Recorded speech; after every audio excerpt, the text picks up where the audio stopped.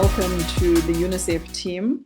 I'd like to introduce Alexandria Makarov. I hope I pronounced that correctly. And she is the UNICEF Chief of Partnership, Advocacy, and Communication. Thank you for making today very possible. And we'd like to welcome on her team, there's Soledad Sanchez and Flavia Me, who will be assisting us with the presentation today. So our main speaker is going to be Soledad. Thank you very much and welcome to the webinar. I'm not going to say much because I'll allow you to then get straight into your topic. But if I can just give a brief introduction, just so that at least those who are on the call can just appreciate your background. So Soledad is joining us from UNICEF East and Southern Africa Regional Office based in Nairobi, where she leads the business engagement and child rights agenda, looking at opportunities to engage with public and private sector partners on the impacts and the role of business. She currently supports 21 countries on their business engagement and in business engagements and manages key non-financial initiatives at the regional level. So thank you very much, Soledad, and welcome. Thank you. Thank you for the introduction. It's a pleasure to be here today, and we hope that this is going to be the first of probably other conversations and exchanges on this matter. So we are very grateful for your interest, and I will try to be very brief because I think that also having a conversation is important. And if you allow me, I would like to just project a presentation, and then we will have a moment for questions and answers. But don't hesitate to include your questions in the chat, and we will address them later when we open the floor for discussion. My colleague Flavia is actually helping me with the projection. And while we are set up, I just wanted to say that I understand that the interest from the American Chamber of Commerce and also from their members is to learn more about child rights and how this connects with their sustainability or ESG or human rights work. So given that every sector and every business can be in a different moment of evolution in relation to this type of mechanisms or standards, the purpose of today is to a bit set the tone in terms of why children, what is important to look at, and how that information can help sustainability, ESG, or human rights efforts as businesses move ahead with this agenda and as they connect the dots with different reporting mechanisms that exist at international level or certain requirements that exist in the markets where they operate, and in this case, the US market. That's also why the title is Child Rights in Corporate Value Chains, because we know that most of businesses based in Zimbabwe and operating in Zimbabwe are linked to US markets. So they are connected to a chain where we can identify impacts for children that, if addressed, and of course by the different stakeholders, we can ensure responsible business conduct, and we can also contribute to ESG and sustainability efforts for those businesses. So I would like to also stress the fact that when we look at this topic, we look at it from the business perspective, but the business as part of a value chain where the role of each actor is very relevant to address the main causes of impacts on children. So if we go to the next slide, first of all, I would like to start saying that children are business stakeholders. And that is one of the first steps in a company's sustainability journey to identify them as business stakeholders so that they can start assessing the potential impacts that they have on them. And I mean, I'm not going to read, but all what's as stakeholders. So it's a person or group that can be affected. And what we are going to see today is why we believe that children are affected, and why, and as a conclusion of that, why they are key stakeholder of business. So just in a mode of an exercise, if we see the next slide, this is just a simple checklist and a reflection about, are children stakeholders for your business? So when you have that question, when you have your interactions internally, when identifying your stakeholders, you can ask yourself if in the context of your business activities and operations, children are end consumers or your product or service, are exposed to your marketing or advertising, are legal workers in your value chain, are at risk of child labor in your value chain, are workers or of your value chains, or are living or playing or interacting in the environments where you are operating. If this is happening, if any of these points is true and takes place in your business, then children are your stakeholders, and therefore you should include them whenever you start any initiative aiming at addressing sustainability or ESG standards or human rights standards as well. So after this clarification, if we go to the next slide, and well, this is just the confirmation, so we can go to the next slide. Thank you, Flavia. I wanted to also stop a second to share why in UNICEF and in the broader community we believe that respecting children's rights is good for business. Because we understand as UNICEF that every actor in society plays a different role. We understand that businesses have income targets, they need to comply with regulation, they need to make profit and be profitable and sustainable. But within that targets and those goals, we also believe that if children's rights are respected, the business or every business will be benefited beyond the classic social, understanding of it, and even leading into a return on investment, which is also what we are trying to advocate. Like, if you take action, this won't only be a reputational thing for you, but will bring returns for you. So some of the reasons that will make business benefit or where business should respect child rights are, first of all, complying with international agreements and legislation, also national laws.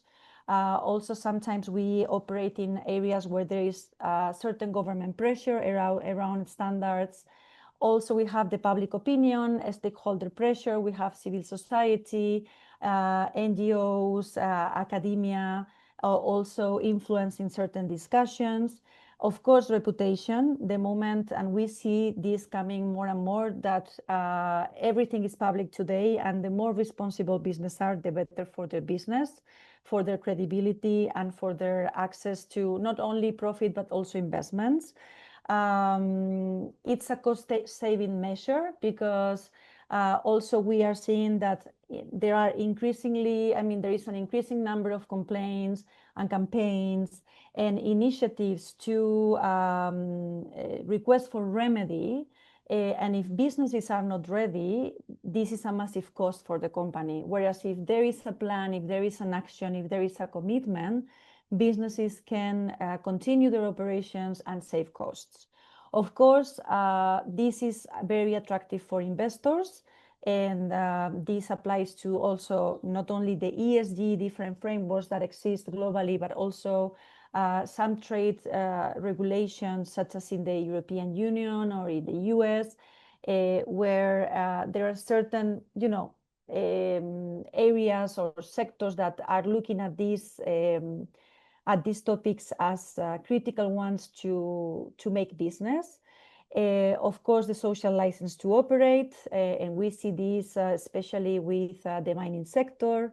And in the end, you are also contributing to society, right? Because we need to invest in children. They are the future of our societies. They are the future workforce. And if we have a more skilled and a more educated future workforce, we will have a better investment environment, a better business environment, and we will also avoid clashes, conflicts, and anything that can affect a sustainable environment for business and for the overall society. So I just wanted to flag this because this is not charity. This is not, well, I want to do this because I have a good heart. No, this is also part of a very smart business strategy that in the medium and long term will bring benefits, not only at profit level, but beyond, and will make your business much more stronger and sustainable and attractive in the future. Now, once this is said, I would like to move into the next slide, where you can see some examples of potential impacts that we can find from businesses on child rights. And before that, let me stress that impacts can be negative and positive. Of course, today we are raising awareness about linkages with negative impacts, but we know that you can do good and that there are examples of corporates that are doing the right thing. And what we also wanted to stress today is that it's a very classic that whenever we discuss on this topic, child labor comes as the impact for excellence, right? Like, oh yeah, no, child labor, I'm fine, I don't have children working. But what we want to share today with you is that this goes beyond child labor.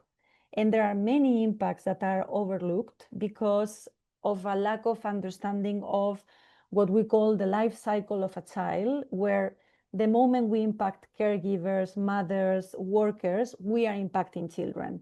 So this is precisely what we are going to see today. And as you can see, impacts can take place at the marketplace level, at the workplace level, or at the environment or community level. And you can see some negative impacts in the slide that might relate or not to your business, but this is just for you to get a sense of those potential impacts for your reflection. For instance, there is one that is very common in our economies in the Eastern and Southern Africa region, which is the one linked to quality childcare, right? And breastfeeding opportunities and decent working conditions for mothers and caretakers. And we have really good examples of businesses taking childcare seriously, and results for those businesses in terms of return on investment and productivity once those childcare systems were in place. So this is just one example of classic impacts that are overlooked because of a lack of awareness or knowledge, but that if addressed, they don't require a lot of investment, but they are very powerful and really benefit businesses beyond productivity. And sorry, because my dog is barking and I don't know if you are hearing her, but I'm getting a bit confused when she barks. But basically, this is one of the impacts I wanted to flag as for your reflection. Okay, now if we move to the next slide, I wanted to, now that we have a bit of the context, I wanted to share what is UNICEF doing and what are the tools that we have available that can help you get more information and understand the impacts of business beyond child labor. And this is what we call Child Rights and Business Principles. This is a document that we developed long ago together with Save the Children and UN Global Compact. And basically, what this tool is doing is to translate existing international legislation into the business language and world. So we take, for instance, the Child Rights Convention and also the General Comment number 16 on the state obligations to protect child rights from the adverse impacts of business. And we say, okay, how can we bring this information that looks a bit like, distant from the business world to the business world for them to take action and to understand what we mean by this concept, right? So there are 10 principles. They are divided into, there is the first one, which is the commitment to child rights, and that I will explain later, but then they are divided between the workplace, the marketplace, and the community and environment. Because when we look at business impacts, we don't not only look at business impacts internally, but also externally as part of an agent of society. In the next slide, I'm gonna move a bit fast in the next slides, but I want just to go quickly through each of the principles so that you get a sense of what we are talking about and which are the topics that are addressed through the principles that you can use. They are public and they provide a lot of guidance. So in the next slide, we can see the first principle, which is the commitment to child rights. And this is super important because this is the first step to take action, and it is also the first step to tell the world and tell the investors and tell to our ESG frameworks that we are taking action. And just with this commitment and certain steps, businesses can already benefit from better responsible business conduct and also reputation. So the first one is a policy commitment. So there needs to be a policy statement, an internal core business decision that sets the business responsibility to respect human rights, including child rights. And this is a very important point because human rights, of course, include child rights, but children are a specific vulnerable group that requires different attention. We cannot compare an adult with a child because their vulnerability is different. So what we recommend is that even if there is a company with a human rights commitment, they need to specify that they have a commitment towards child rights. After that commitment is done and is agreed, the next step is to conduct or to start what we call the due diligence. And this is the assessment of the business actual or potential human rights or child rights impact, so that the company knows which are the impacts and starts taking action and tracking and monitoring progress. So this is a very important exercise that we always recommend to do. It can be, you can start with one department, you can start with one area or the whole company, but this is in the end the data that you need to understand the impacts and then take decisions, informed decisions based on those impacts. Some impacts might require very easy action, but others are maybe more long-term that also require involving other stakeholders, including governments. Because sometimes we also understand that businesses have certain limitations depending on where they operate and depending on the type of legislation they have to comply. And then once this due diligence is done and businesses know which are the impacts that are linked to their business, then the next step is remediation. And when we say remediation, I mean, you probably are aware with the different grievance mechanisms that exist for corporates. But what UNICEF is now doing and advocating for is, instead of creating things at corporate level to address issues, we recommend to understand what are the systems in place at government level that can be leveraged by businesses to remediate or address certain situations. So a simple example is, for instance, in Uganda, in the coffee sector, through an intervention where UNICEF is part of it, what they are creating with the government is a child well-being mechanism system that is connected to the private sector. So whenever there is an issue, there is a child labor case, there is anything that is linked to an impact or a violation on child rights, the private sector communicates immediately with this mechanism so that the government also takes action.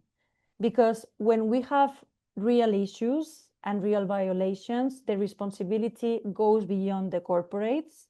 And this is a shared responsibility. Actually, the framework that we normally refer to are the UN Guiding Principles on Business and Human Rights, which one of the pillars is the state duty to protect. So we recognize that states have a major responsibility, well, a duty, whereas business have a responsibility to respect, right?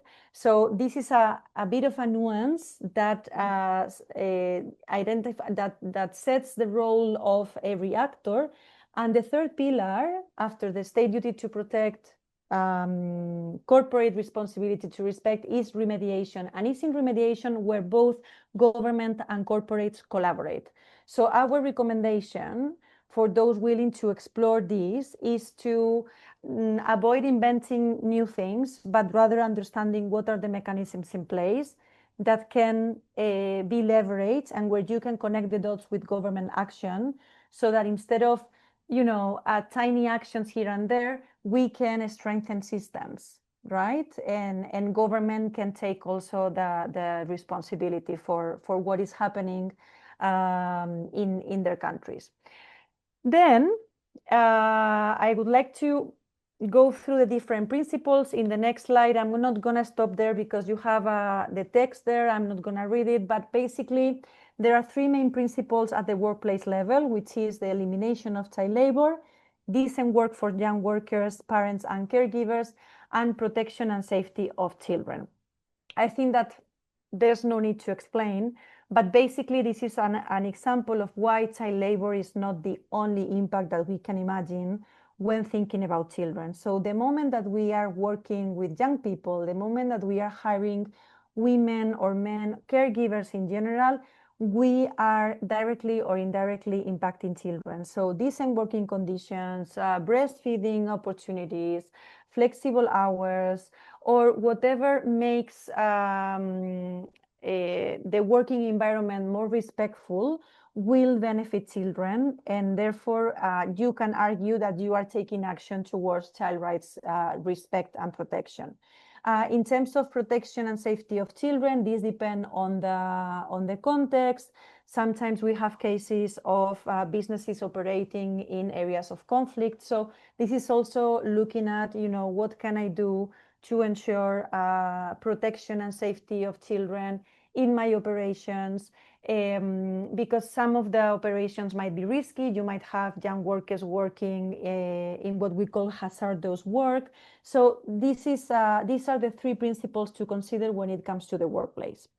If we go now to the marketplace, we are looking at the safety in products and services and the responsible marketing and advertising. If any of your businesses or businesses here today are linked to this, these are very important principles, because we need to ensure that the products and services that go to markets are safe for them and do not cause any harm. And if there is any risk, that they are addressed and that they are avoided in order to respect and protect children. Of course, we can provide more information about what does that mean, because the moment that you can put a product in the market means that the product is safe, because there are certain regulations to do that, of course. But sometimes there are certain products that is not only the type of product, but how the product is sold, what's the marketing around it, what's the identification in society of that product in terms of, being part of a social group or economic group. So you need to start thinking about, with my product, am I impacting children in one way or another? Am I perpetuating, I don't know, certain stereotypes of women? Or am I I don't know, making children feel attracted by highly sugary products where I know that sugar is not 100% safe for children. So again, I don't want you to stop doing your business. I'm not saying that, but I just want to provoke a bit the reflection so that whenever you think about your products, you question yourself if those products are safe for children and what can you do to make it safer if there is any potential risk that you observe. In the next slide, when it comes to the environment and community, there are the four last principles, which are environment and land acquisition, security arrangements, protect children in emergencies, and reinforce government and community efforts. Basically, I mean, as I said before, when we look at business impacts, we look at them internally in our own operations, in our workplace, but then we look at our environment where we operate. One classic example we always give is the case of the mining sector, where sometimes they operate in a specific environment, sometimes there is land acquisition, there are problems of displacement or pollution, etc. And this is very important because, first of all, very important because of the risks and impacts on those communities that will be impacted, but second, the consequences of that. And we can see how, when the mining sector or mining companies are not taking this into consideration, how this has led to conflict, instability, and in the end, it has limited their possibility to operate, affecting their businesses and affecting not only their reputation, but also their profit. So this is very, very important. And what we always recommend is, as we were saying at the beginning in the presentation, identify your key stakeholders,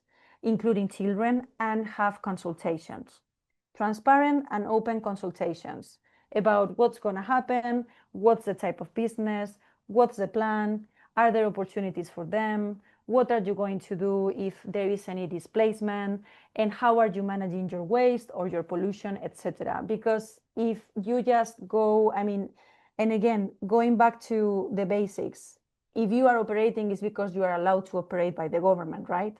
But what we are discussing today is the role of businesses to go a bit beyond the regulation, to say, yeah, I'm complying with the legislation, but I have these standards.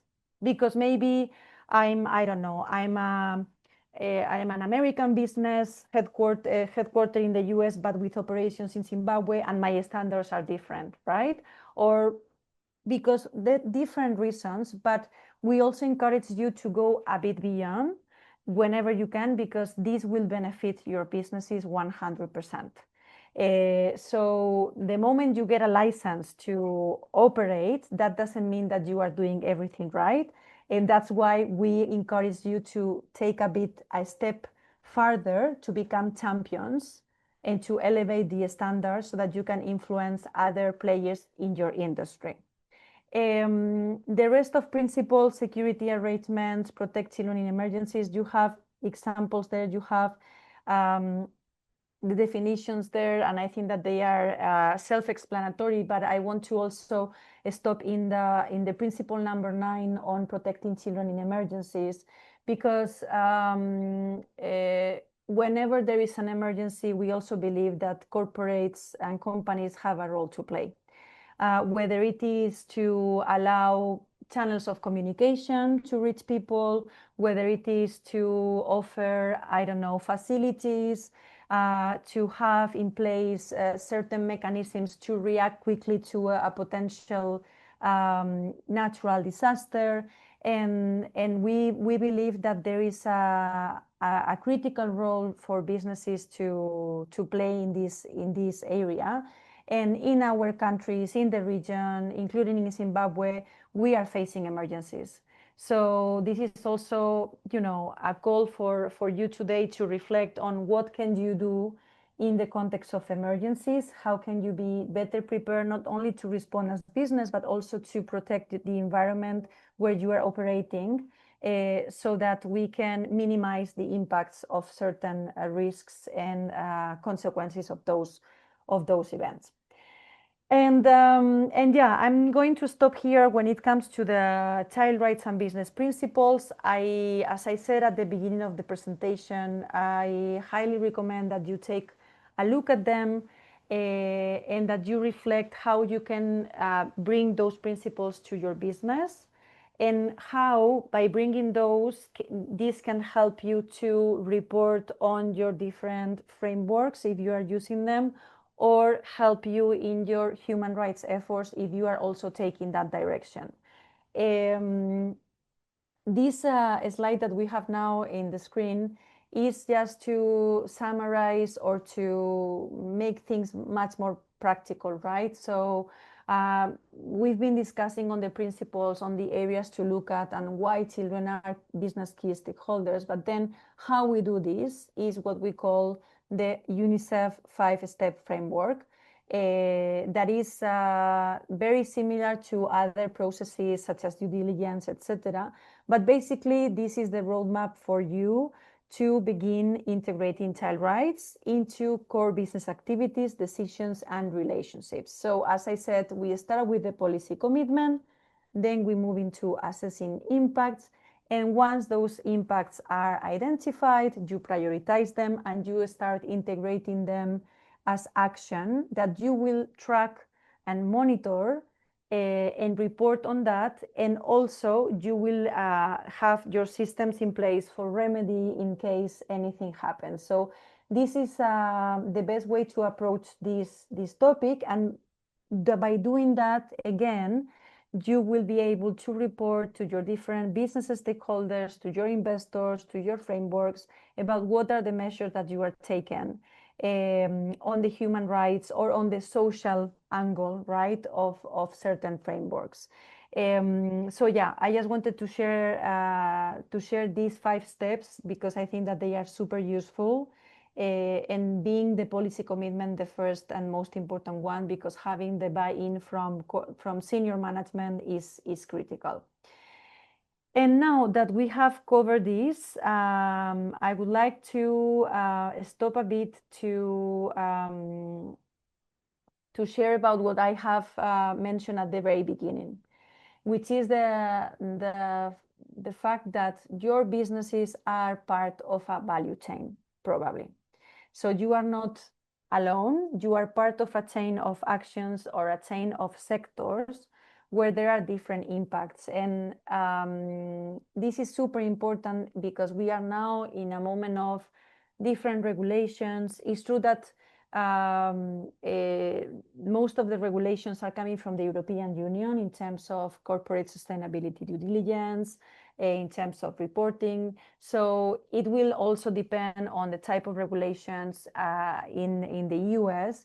But it's also true that in the ESG front, there are many frameworks and standards. So we are in a bit of a moment of variety of standards, variety of tools, but all of them are connecting with the same topic, which is the fact that given the globalization, businesses are part of value chains. And specifically when it comes to businesses in Africa, most of them are part of the sourcing or, the extraction of materials, etc., that are then exported to other countries to end up as products and be sold, right?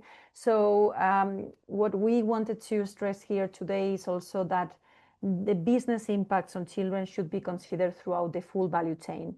And what does that mean for you is that whenever you are planning to take action, you also inform the tiers in your value chain or your immediate client about this, because in order to take a full action that is sustainable and meaningful, your clients will need to also be involved, because some of the impacts that you might identify might be related with impacts of your clients. So one example, classic examples we have is certain sectors, as I mentioned, coffee, but the vanilla or mica mining in Madagascar. It can be the case of lithium in Zimbabwe, right? So those materials are going to be exported to other markets, and maybe there are certain labor conditions, working conditions, payments, conditions for suppliers that are impacting your business and are in one way or another making you at the same time impact children and impact workers.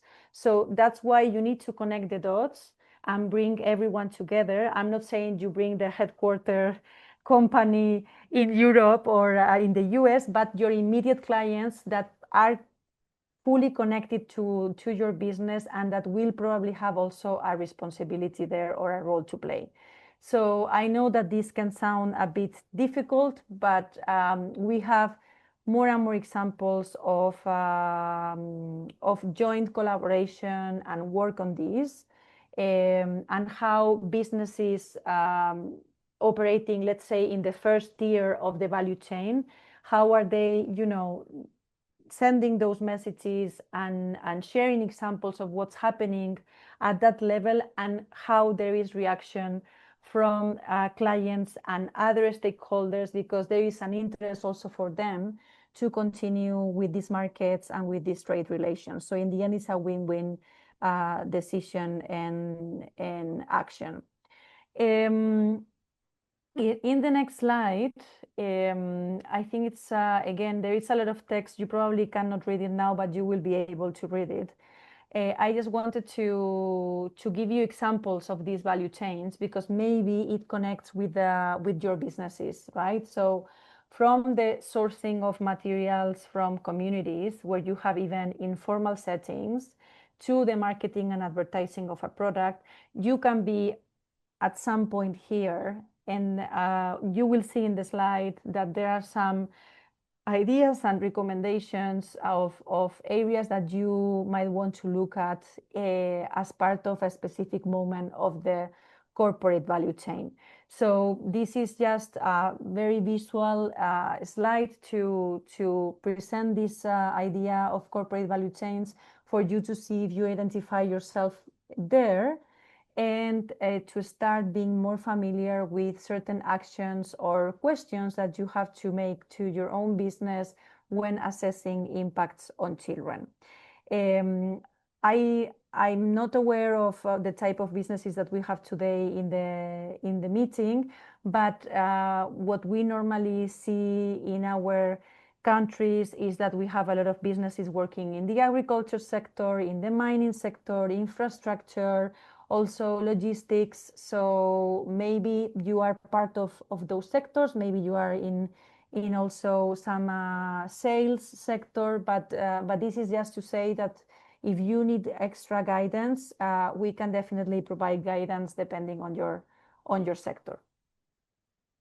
And now, and I'm also aware of time because I have to stop soon, just wanted to quickly go through the ESG, which we are all familiar with this concept. It's not a new concept.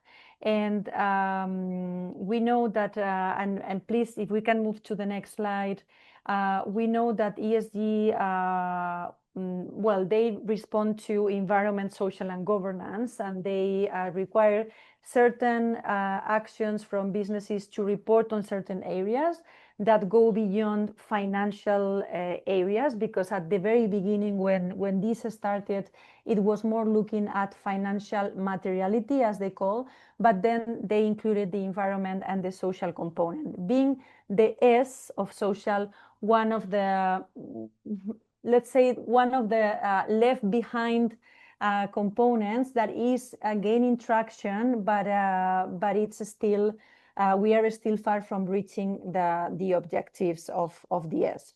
So there are different reporting frameworks. We have the Global Reporting Initiative that is more looking at the external impact, or what we call impact materiality. We also have other frameworks such as IFRS or ISSB that were more focusing on financial materiality. Now we have other frameworks that are mixing and looking at what they call double materiality. And this is, for instance, the approach that is being taken in the European Union with the different legislations. And they are looking at the company from a 360 degrees point of view. in terms of, the relationship of the company with people and the planet. So I just wanted to say that I don't know which are the frameworks that you are using, but basically any framework is okay. They are very focused on data, and what is important, no matter the framework you have, is how to connect that framework with child rights. We also know that some frameworks are a bit limited. If I recall well, the Global Reporting Initiative had one of the reporting lines was around child labor, but it didn't allow for more information about other actions. Of course, you need to get familiar with the different frameworks, but then once you collect your data from a child rights perspective, you need to see where it makes sense to report on those actions taken, or what they call the materiality when it comes to child rights. And here, the important part is to think about children beyond children, but as part of families, and think about caregivers, parents, etc., because that will give you the opportunity to report beyond the limited reporting lines that are only focusing on child labor. However, this is evolving. There is more room to report on different topics. So depending on what you are using, you will find different avenues to integrate child rights. And we have tools for that. So no worries, that we have answers and we can guide you through these processes. In the next slide, very briefly, I just wanted to show that the concept of double materiality, I don't know if this is something that is already relevant for your business, depending on the frameworks that you are using. But basically, today, what we are doing is, with this ESG reporting, is to look at businesses from the perspective of businesses affected by things happening in the world, and business activities impacting the world. So it's a two-way direction, and businesses are not only looking at how am I impacted, or what are my financial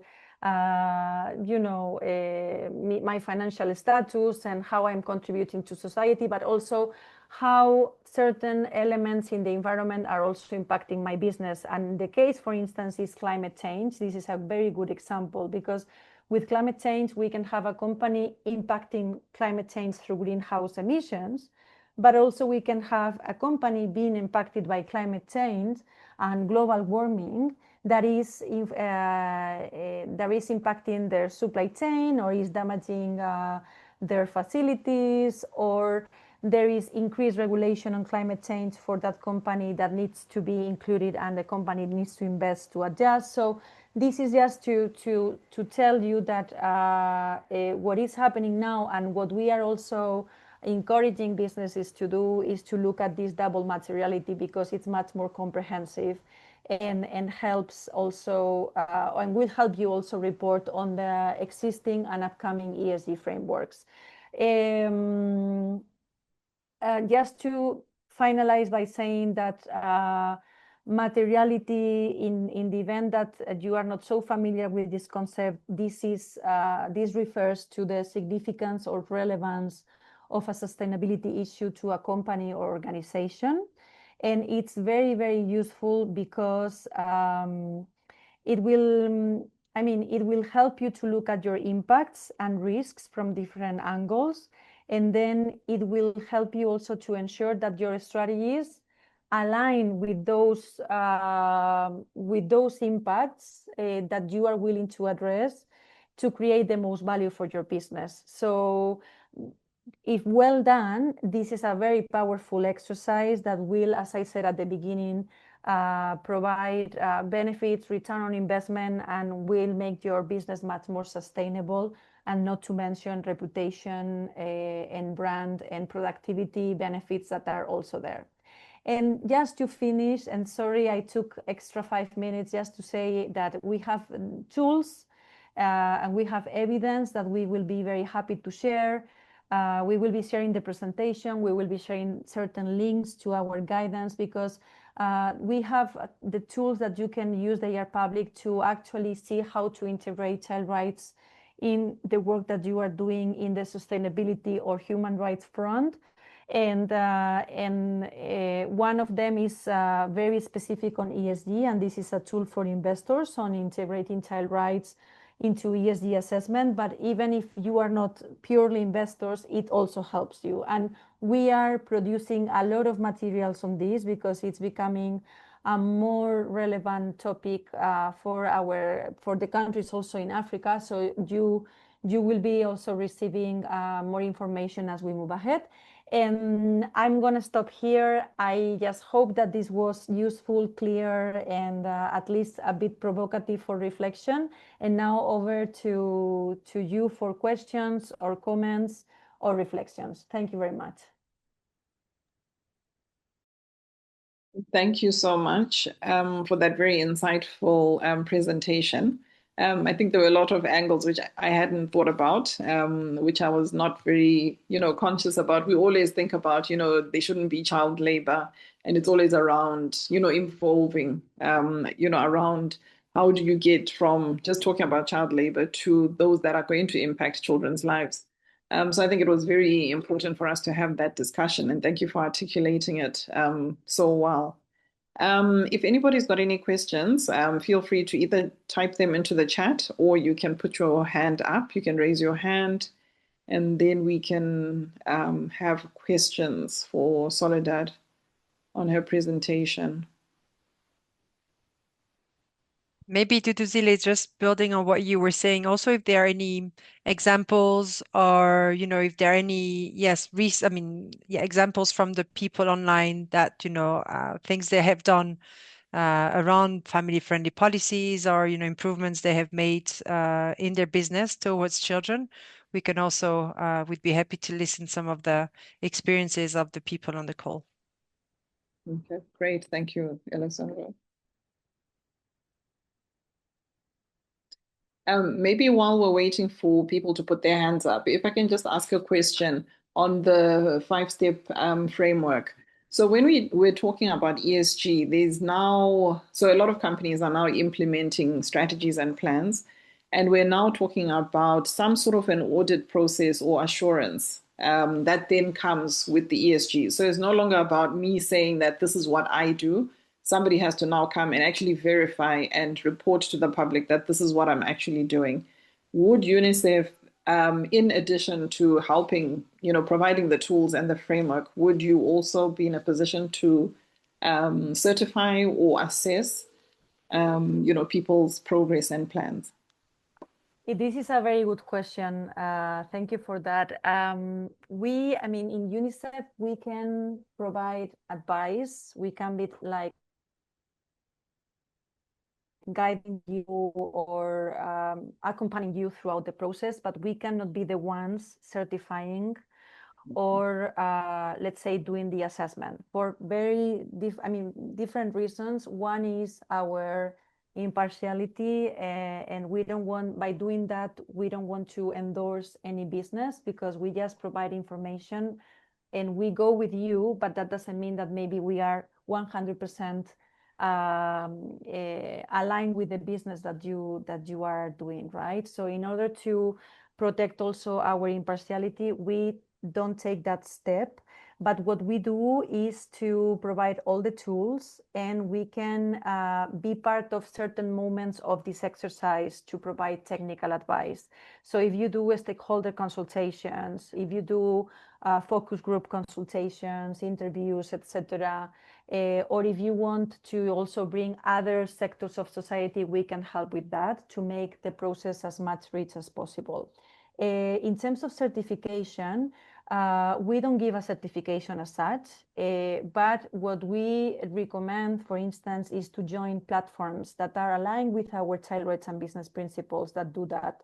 One is, for instance, the UN Global Compact, right? So if you have such platforms, being part of them can give you access to this type of certifications to show to the general public that you are taking action, and to have the visibility that you deserve. And last but not least, the reason why we are not fully there is because when you get into a full assessment, some of the topics are not nice. You will get information that is like, well, I'm not very proud of this, So there is also a confidentiality element that it's in your interest to keep it with you as long as you try to address it, even if it's not the most immediate action. But I mean, not all businesses are very comfortable to do this with an organization such as UNICEF because they are disclosing everything, and we know that that sometimes there are impacts that are unintended, but that happen, that are not nice, and it's for you, it's information that you need to take and take action towards it, right? So that I would stop here, but it's a very good question, and as I said, I would recommend to join platforms or bodies that can help you, bringing you to the group of champions that are taking action around this area. Okay. Well, thank you for that. So we don't have any questions, Soledad. I think your presentation really spoke for itself. It's a lot of information, to take in, especially when we were talking about, identifying, the impacts that our policies as business have, not only on, children's rights, but also on the rights of your parents, caregivers. So it's a lot to unpack. And I'm just hoping that, with all this talk about sustainability and businesses moving away from focusing only on financial impacts and looking at, environmental and social impacts, we're going to have, more traction and more businesses starting to look at what is our impact on children. So the interesting thing for me, I was saying, whenever we talk about social, the first thing that comes to mind is our employees, it's our society, well, adults, when we say society. It's never the children. We don't really talk about, children when it comes to business, which is very unfortunate. Before I come to Alexandra, there's a comment on the group that says very informative, especially for policy development for the organization. Thank you, Soledad. Thank you. You're welcome. Thank you for your comment, Faith. And yes, last one thing, I know that Alexandra wants to come in, but a general recommendation, if you feel that you are lost, that you don't know where to start, take a look at the principles. And one process that won't be never wrong is the human rights due diligence. If you conduct a human rights due diligence and you look at that from a child rights perspective, and there are systems in place already that help you do that, you will be able to work on ESG, sustainability, integrate this in your policy development, be part of bodies, platforms. So yeah, sometimes maybe going through that process, also it's a reality check. And it can then give you a lot of understanding of what are the urgent actions to take to then be able to comply with the different frameworks that you are planning to. So that's a general recommendation. And again, if you are interested, we have the tools that can help you to look at, how to embed child rights beyond the classic child labor issue. Thank you. Thank you, Soledad. Alexandra? Yes. Thanks, Duduzile. Maybe just to add to the amazing presentation made by Soledad just now is one of the things we're also working on in Zimbabwe, including with the Chamber of the CZI, the Confederation of Zimbabwe Industries, but also other, is on family-friendly policies. So we're trying to, work with their members and companies to assess and go with them, through what are their current practices and policies in the workplace, and how can we, maybe improve them to make them more child-friendly or, more adapted to mothers, to pregnant women. So that's one area where we can also support. And currently we are developing specifically for the Zimbabwe context a new family-friendly policy toolkit and guidance, which we hope will be ready in the second half of the year. And we can also, in businesses which are interested, we can do an induction, a 1-hour session to explain, what it is. And if there is really an interest, you can go one step deeper into really analyzing and reviewing the HR policies and practices in that company. That's one. And the other thing that's UNICEF does a lot is also to see, okay, depending on your business and where you're operating, as Soledad was talking about, if you're in the agriculture sector, you work close to communities, you work, in the farm, on the land. One of the things we've been doing, including in other countries like in Rwanda and the tea plantation, is also to work with the business. How can we maybe, how can the business support women who come on the field, for the tea picking with their small baby and have a daycare center, which in the first place can be sponsored by the company. And what we have seen is the return on investment is really huge. I mean, there's more, the women can stay, work longer hours, the babies are being taken care of, and that's been very, very positive. We've been looking at this in Zimbabwe. But of course, this can be tailored to also every company. And we've done that also in one extractive sector in Zimbabwe, where they ask us just to do a needs assessment to understand in the community surrounding their mine, they want to support health education. How can we make sure that the money we want to invest there is spent well? So here, UNICEF is really not money that goes to UNICEF, is really trying to provide a technical expertise to really make the most of an investment that a company wants to do. Anyway, so there are different ways that UNICEF can also support, and including having just a session on early childhood development. I mean, it's similar to what Soledad did, but more going more deeper on family-friendly policies, positive parenting. We've seen, especially in Zimbabwe, the bonds are so close between community members, siblings and cousins and extended family, that the messages you get across to your employees actually trickle down to the community level, to the family. And actually we see a huge benefit beyond the direct employees that get such a training or information. So just to say, these are other ways that UNICEF in Zimbabwe has been supporting businesses.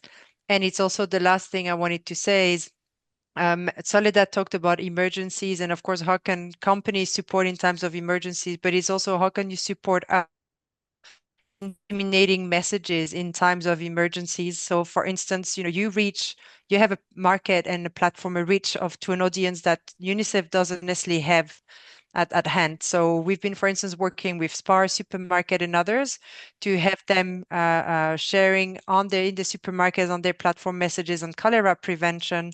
But it could also be, with the drought that we faced last year. So we can also collaborate and use your space and your audience to get messages across. Like now there's a peak of malaria starting heavily in Zimbabwe. Is this something that, based on maybe geographic areas where your members are based, where they can help us having messages disseminated to alert communities that this is happening? So just there are many ways that we can collaborate, including for awareness raising and really making sure that the most people as possible, get informed about what is happening and that could impact their children and families. Well, thank you so much for that, Alexandra. And I think there are opportunities with more members on different topics because they are, from different sectors. So maybe we can have something, which is more sector specific. So for example, if we then talk about, the extractive sector and some of the policies that should be impacting them or that they need to be thinking about, maybe that would be a good direction for us to go in for another discussion. But thank you so much, Alexandra and Soledad, for the presentation. It was really insightful and a lot to unpack and think about. Huh? Thank you for the invitation. It was a pleasure. Thank you. Happy to support.